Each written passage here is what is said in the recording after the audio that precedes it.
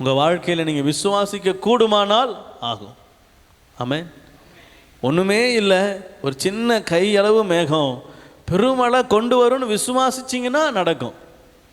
இந்த மேகத்தில் போய் பெருமழை அப்படின்னு யோசித்தாலே என்ன செஞ்சிடும்? மேகம் அங்கேயே நின்றோம். ஆசா நீ அப்படியே எட்டி என்னை பார்த்துட்டே இரு, நான் அப்படியே என்ன செஞ்சிடறேன், வந்த வழியே போயிடுறேன்னு மேகம் வந்த வழியே போயிடும்.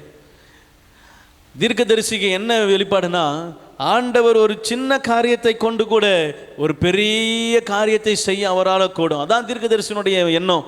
அவன் கொண்டு வந்து கேஎஸ்சி சொல்கிறான், ஒரு கையளவு மேகத்தை நான் பார்க்குறேன், ஆண்டவர் கிரியை செய்ய ஆரம்பிச்சிட்டாரு, கிளம்பு, உடனே கிளம்பு, ராஜா கிட்ட சொல்லு, ரதத்தை போட்டு சொல்லு, ஓடு, முன்பதாக ஓடு, எல்லாவற்றையும் அவன் துரிதப்படுத்துகிறான். காரணம் என்ன?